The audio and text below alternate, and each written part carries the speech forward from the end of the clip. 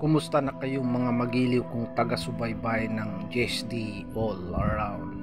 Sana nasa mabuti kayong kalagayan diyan. Ang pinakatampok ng ating kwento ngayon ay ang aking kwento, totoong kwento sa aking sariling buhay noong ako'y bata pa. Subalit bago po ang lahat, huwag kalimutang i-like, i-share, i-subscribe ang aking channel at mag-comment na rin po tayo sa aking channel. At kung sakaling meron tayong nakitang mga ads, huwag po natin itong i-skip. Panuorin po natin. Ang kwentong ito ay ang tungkol sa Bertod ng Gayuma. Nangyari ito sa akin noong ako'y 13 taong gulang pa lang. First year high school ako noon sa Agusan del Sur College. Medyo may kalayuan ang aming bahay sa pinapasukan kong school. Kaya minabuti ng aking mga magulang na doon ako patirahin sa aking pinsan na kung saan malapit lang ang kanilang bahay sa may paaralan. Doon ko nakilala si Ogsik, ang pangalang Ogsik, sa kanilang tahanan ng aking pinsan. Isang katuwang nila sa kanilang bahay. Si Ogsik ay may edad na. Ang tingin ko ay nasa 40 na siya. Hindi kagandahan, kulot ang buhok, maliit na babae, malaking malaki ang tiyan, animoy buntis siya. Subalit ang pinagtataka ko, ang daming naghahatid sa kanya na magagandang lalaki. Ang tanong ko sa kanya, sino-sino sila? Sila daw ay boyfriend niya. Hindi ako makapaniwala sa sinasabi ni Ogsik dahil sa hindi mo naman mawari ang kanyang pagmumukha. Subalit si Ogsik ay tumatawa lang sa akin para bagang may lihim siyang tinatago. Sa patuloy kong pagtatanong sa kanya hanggang sa umamin siya, meron daw siyang gayuma. Ang gayuma inilagay niya sa pabango. Sa oras na ito'y maamoy ng sino mang lalaki, tiyak magkakagusto doon sa gumamit ng pabango. Patuloy ko pang siyang tinatanong, naging interesado ako sa gayuma. Kasi sa school namin, meron akong gustong subukan. Conscious lang ako sa gayuma. Gusto kong malaman kung totoo nga ang gayuma. Kaya sinabi ko sa kanya, baka pwede kong magamit ang gayuma. Nako, ayaw na ayaw niya sapagkat hindi daw pwede sa akin dahil sa ako ay bata pa. 13 taong gulang lang ako. Kaya wala akong nagawa kundi manahimik na lamang.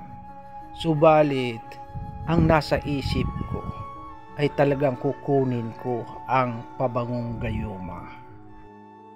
Tinandaan kong mabuti kung saan yan inilagay ang pabangong gayuma para pagkawala siya ay kukunin ko ang gayuma para masubo ko sa aking sarili, malaman ko kung gaano katotoo ang bertod ng gayuma.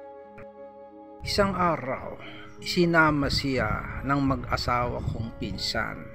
Sinama siya sa palengke. Doon nagkaroon ako ng pagkakataong hagilapin ang pabagong gayuma. Nung makita ko, nandoon sa kailaliman ng kabinet sa may damitan niya. Kinuha ko ito kaagad. Tamang-tama, papasok na ako sa school. Masusubo ko na ang gayuma sa aming teacher. Meron kasi kaming teacher na matandang dalaga. Gusto ko lang malaman kung totoo nga ang gayuma. Ang teacher na yun medyo maganda rin siya, subalit matandang dalaga na siya. Ginamit ko kaagad ang gayuma. Inisprehan ko ang aking sarili. Mabangong na ako. Inilagay ko naman ang nasa bote sa aking bulsa. Pumasok ako sa school. Tamang-tama ay mag-uumpisa na ang klase. Naroon na ako sa classroom. Nandoon na rin ang aming teacher. Ang ginawa ko, lumalapit ako.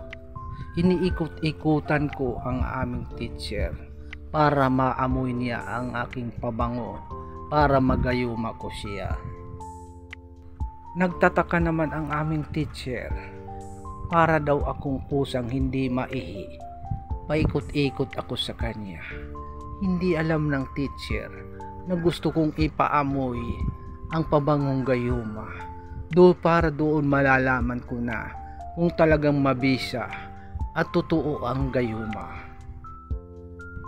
Nang mag-react ang aking teacher, ang bango daw ng aking pabango. Kaya bumalik na ako sa aking upuan. Nakatingin na lang ako sa kanya.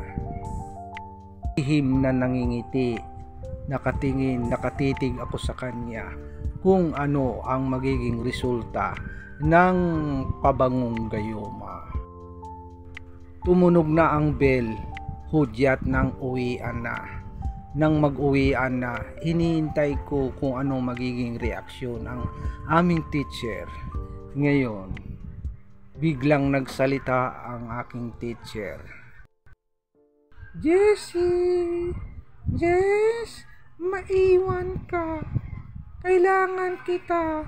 Huwag ka na munang umuwi! Hindi na ako nagulat dahil sa alam ko, tumalab na ang gayuma, tumalab na ang pabangong gayuma na naamoy niya mula sa akin. Kaya, nagpaiwan ako. Bumalik ako sa upuan.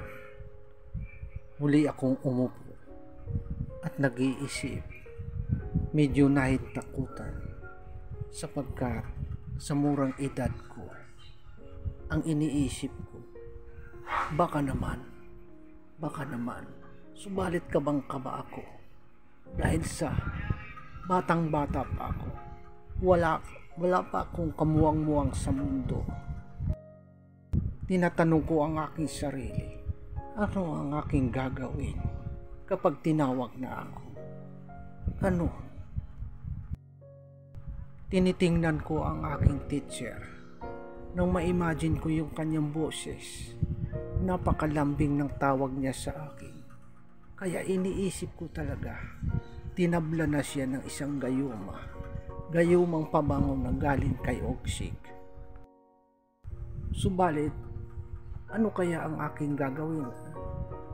Nag-aantay ako sa kanya. Nag-aantay kung ano ang sasabihin niya. Bising-busy pa ang aking teacher. Nakaupo, may sinusulat. Habang sumusulat siya, pinagmamasdan ko siya kung tumitingin siya sa akin. Subalit kitang-kita ko naman, focus na focus siya sa kanyang ginagawa. Bakit pa niya ako pinag-aantay kung wala man na kaming gagawin? Walang ano-ano'y lumapit ang teacher sa akin. Palapit ng palapit. Ako naman ay kinakabahan. Tumitibok ng matindi ang aking puso. Hindi ko maintindihan. Hindi ko malaman kung takaw ito. Kaya nanahimik na lang ako. Nang makalapit na ang aking teacher, hinawakan ako sa balikat. May kasamang paghimas-himas sa aking balikat na animoy minamasahe niya. Ang sabi niya sa akin, ako daw ang pinakapaborito niyang estudyante. Hindi naman ako naniniwala dahil sa isa rin akong pasaway na estudyante niya. Ang iniisip ko na lang, kaya niya nasabi yun dahil sa epekto ng gayuma. Mamaya-maya lang, Sinama na ako ng teacher ko sa isang kwarto. Lalo akong kinakabahan. Doon kami sa isang kwarto. Ang kwarto pala ay punong-puno ng libro. Library pala yung kwarto na yun. Doon kami pumasok. Ako'y palingalinga kung may ibang tao. Walang tao doon kundi kami lang. Kaya pumunta kami doon sa may sulok at tinawag niya ako. Lalo akong kinakabahan. Kabang-kaba ako dahil sa hindi ko mawari ang aking sarili. Nanginginig na ang aking sarili. Nang makalapit na ako sa kanya sapagkat gusto ko nang lumabas dahil sa takot ko. Subalit teacher ko siya. Kaya patuloy akong lumapit. Nang makalapit na ako sa kanya, hawak niya ang mga libro. Nagpapatong-patong. Nang mapansin ko, ang daming mga libro. Ano kayang gagawin sa libro? Mamaya-maya lang, nagsalita na siya. JC, ikaw ang napili kong magdala sa libro. Pakidala mo ang mga libro sa bahay. Pabulong akong nagsalita sa aking sarili. Akala ko, tinabla na ng gayuma. Subalit wala palang gayuma. Nang maihatid ko ang libro sa bahay ng teacher ko, dali-dali na akong umuwi. Pag uwi ko sa bahay na tinitirhan ko, bahay ng pinsan ko, nandoon si Oksik, galit na galit, nagwawala, at alam na alam niya na ako ang kumuha ng kanyang pabangong agimat. Ang sabi ko kay Oksik, huwag ka nang magagalit sa akin. Hindi ko naman intensyon na nakawin ang iyong agimat. Sinubok ko lang sa aming teacher. Subalit hindi ito tumalab. Hindi ko alam. Baka naman hindi totoo yung agimat mo. Ang sagot naman ni Oksik, nako, hindi tatalab yan. Sapagkat bago tumalab yan, meron pang mga dasal na gagawin ka. Marami pang gagawin dyan. Dadasalan mo pa yan bago tumalab. Isa na namang kwento sa aking buhay na dapat matutunan, na kung ano ang nakikita ng mga bata, na kung ano ang naririnig ng mga bata, siyan ding gagawin ng mga bata. Kaya kailangan palagi ang parental guidance.